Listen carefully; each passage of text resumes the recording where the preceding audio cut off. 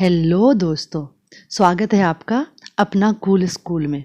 आज हम बहुत ही इम्पॉर्टेंट असाइनमेंट करने वाले हैं पॉलिटिकल साइंस का। तो इसके सारे क्वेश्चंस करेंगे, लेकिन उससे पहले आप मेरे चैनल को सब्सक्राइब करना ना भूलें और बेल आइकन को दबा दें। तो चलिए शुरू करते। तो ये हमारा पहला क्वेश्चन पॉलिटिकल साइंस यानी राजनीति विज्ञान का। गुटनिरपेक्ष आंदोलन अब अप्रासंगिक हो गया है। आप इस कथन के बारे में क्या सोचते हैं? अपने उत्तर के समर्थन में तर्क प्रस्तुत कीजिए। तो चलिए इसका आंसर देख लेते हैं। गुटनिरपेक्ष आंदोलन की प्रासंगिकता। गुटनिरपेक्ष आंदोलन का गठन अफ्रीका, एशिया, लैटिन अमेरिका एवं विश्व के अन्य उन देशों को मिलाकर किया गया जो तत्कालीन दौर में उपनिवेशी समस्याओं से गुजर रहे थे। आंदोलन की स्थापना के शुरुआती वर्षों के इसके सदस्य देशों में से कुछ ने तो स्वतंत्रता प्राप्त कर ली और कुछ स्वतंत्रता प्राप्ति की प्रक्रिया में थे। इसका गठन करने वाले 5 देशों के प्रमुखों में पूर्व प्रधानमंत्री नेहरू भी थे। गुटनिरपेक्ष आंदोलन का गठन जिन परिस्थितियों और उद्देश्यों को लेकर किया गया था, अब वे कितने प्रासंगिक है इनमें संदेह है। हाल ही में वेनेजुएला में हुए इस सम्मेलन में हमारे प्रधानमंत्री के भाग न लेने की वजह से भी यही बात हुई थी। भारत की ओर से उपराष्ट्रपति हामिद अंसारी के नेतृत्व में एक दल ने सम्मेलन में भाग लिया। तो गुटनिरपेक्ष आंदोलन की प्रासंगिकता में कितना प्रासंगिक है ये देखते हैं। ऐसा माना जा रहा है कि हमारे प्रधानमंत्री भारत को विकास और सुरक्षा के मार्ग पर ले जाना चाह रहे हैं। उसके लिए अब गुट निरपेक्ष आंदोलन की सार्थकता नहीं है। पहली बात तो यह कि गुट निरपेक्ष संगठन किसी देश के व्यक्तिगत उत्थान में कोई अड़चन पैदा नहीं करता। इसके सदस्य देश अपने विकास के लिए निर्णय लेने में स्वतंत्र है। दूसरे, पाकिस्तान के साथ बदले रिश्तों को देखते हुए भले ही कोई गुटनिरपेक्ष देश उसे अलग थलग करने को सहमत न हो, परंतु आतंकवाद विरोधी हमारी मनोभावना के प्रदर्शन के लिए यह संगठन एक अच्छा मंच सिद्ध हो सकता है। दूसरा प्रश्न है, शीत युद्ध की प्रकृति लिखिए। अब शीत युद्ध क्या है, सबसे पहले तो हमको ये समझना पड़ेगा, फिर हम उसकी प्रकृति के बारे में लिखेंगे। शीत युद्ध द्वितीय विश्व युद्ध के बाद सोवियत संघ एवं उसके आश्रित देशों यानी कि पूर्वीय यूरोपीय देश और संयुक्त राज्य अमेरिका एवं उसके सहयोगी देशों पश्चिमी यूरोपीय देश यानी कि के बीच भू राजनीतिक तनाव को कहा जाता है, जो कि 1945 से 1991 तक था। जवाहरलाल नेहरू जी के अनुसार शीत युद्ध पुरातन शक्ति संतुलन की अवधारणा का नया रूप है, जो दो विचारधाराओं का संघर्ष न रहकर दो भीमाकार शक्तियों का आपसी संघर्ष है। जॉन फॉस्टर के अनुसार शीत युद्ध नैतिक सृष्टि से धर्म युद्ध था, अच्छाई का बुराई के खिलाफ, सत्य के लिए गलती के खिलाफ। अब चलिए देखते हैं शीत युद्ध की प्रकृति। शीत युद्ध की प्रकृति कूटनीति युद्ध सी है, जो अत्यंत उग्र होने पर सशस्त्र युद्ध को जन्म दे सकता था।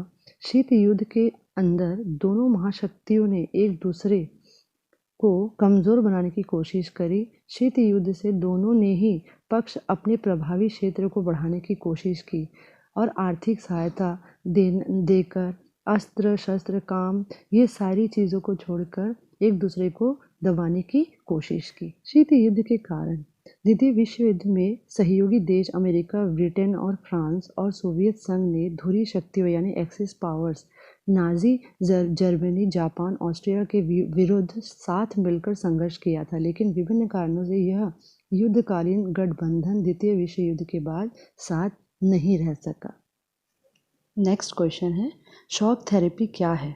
क्या साम्यवाद से पूंजीवाद की तरफ संक्रमण का यह सबसे बेहतर तरीका था?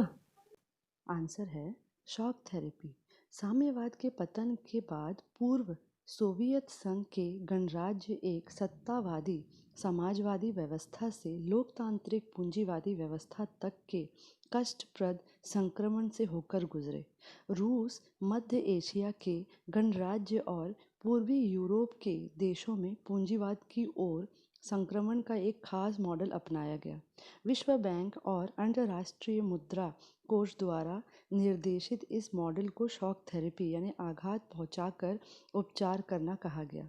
शॉक थेरेपी की सर्वोपरि मान्यता थी कि मिल्कियत का सबसे प्रभावी रूप निजी स्वामित्व होगा। इसके अंतर्गत राज्य की संपदा के निजीकरण और व्यावसायिक स्वामित्व के ढांचे को तुरंत अपनाने की बात शामिल थी। सामूहिक फार्म को निजी फार्म में बदला गया और पूंजीवादी पद्धति से खेती शुरू हुई। इस संक्रमण से राज्य नियंत्रित समाजवाद या पूंजीवाद के अतिरिक्त किसी भी वैकल्पिक व्यवस्था या तीसरे रुख को मंजूर नहीं किया गया। 1990 में अपनाई गई शॉक थेरेपी जनता को उपभोग के उस आनंद लोक तक नहीं ले गई जिसका उनसे वादा किया गया था। अमूमन शॉक थेरेपी से पूरे क्षेत्र की अर्थव्यवस्था तहस नहस हो गई और इस क्षेत्र की जनता को बर्बादी की मार झेलनी पड़ी। लगभग 90% उद्योगों को निजी हाथों या कंपनियों को बेचा गया, जिससे रूसी मुद्रा में नाटकीय ढंग से गिरावट आई, जिसके कारण वहाँ लोगों की जमा पूंजी भी चली गई। नेक्स्ट क्वेश्चन, सोवियत संघ के विघटन के कारण लिखिए, कोई 4। तो चलिए देखते हैं इसका आंसर कैसे हम लिख सकते हैं। सोवियत संघ के विघटन का कोई एक मुख्य कारण नहीं था, कई कारण थे जिनमें से कुछ का जिक्र मैंने नीचे किया है। मिखाइल गोर्बाचोव सन इतने में जब सोवियत संघ कम्युनिस्ट पार्टी के जनरल सेक्रेटरी नियुक्त हुए तो उन्होंने यह सोचा कि सोवियत संघ की आर्थिक व्यवस्था खराब है और वह इसे सबसे पहले ठीक करेंगे। पर शीघ्र ही उन्होंने यह एहसास किया कि आर्थिक व्यवस्था सुधारने के लिए उन्हें सोवियत संघ की राजनीतिक व्यवस्था में पहले सुधार लाना पड़ेगा।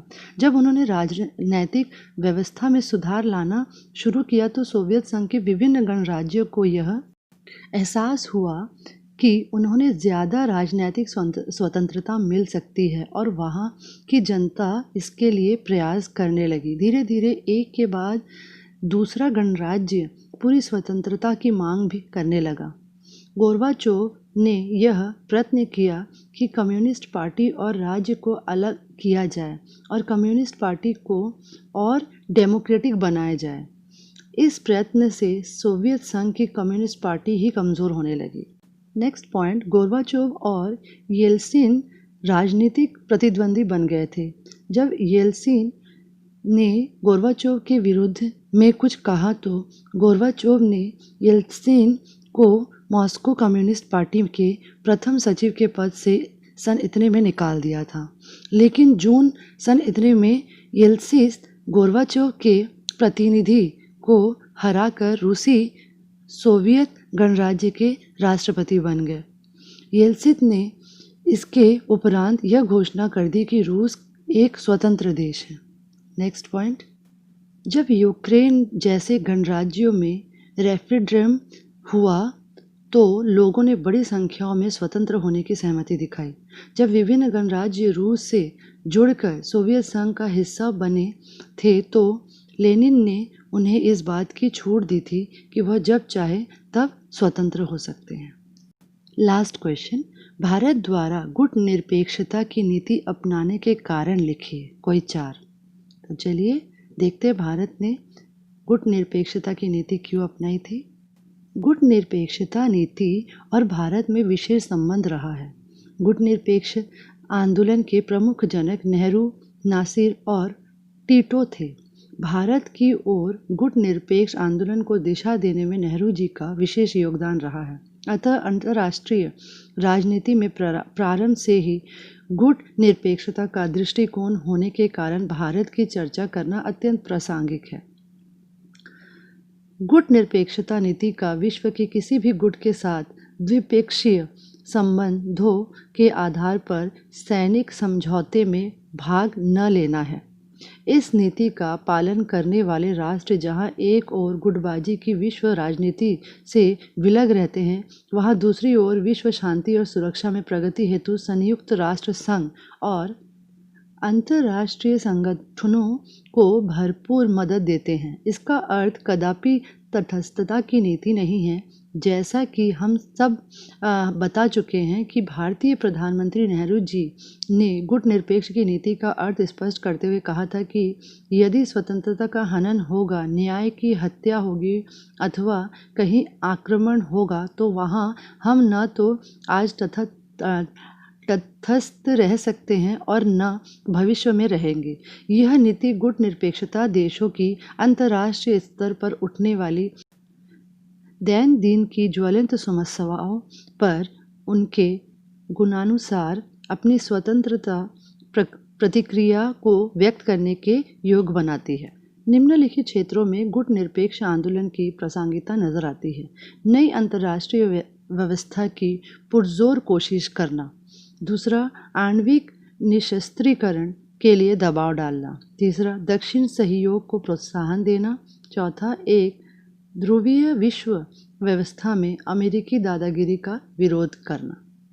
तो बच्चों, मैं ये उम्मीद करती हूँ कि आप लोग ने मेरा चैनल सब्सक्राइब कर लिया है, और अगर अभी तक चैनल को सब्सक्राइब नहीं किया है तो प्लीज़ चैनल को सब्सक्राइब कर ले, ताकि ऐसे ही आपको बहुत ही ज़रूरी वीडियो तुरंत मिल जाए। लेकिन उसके लिए आपको बेल नोटिफिकेशन को क्लिक करना पड़ेगा, तो घंटी जल्दी से बजा दीजिए और मेरे चैनल को सब्सक्राइब कर लीजिए। ओके, बाय, मिलते हैं।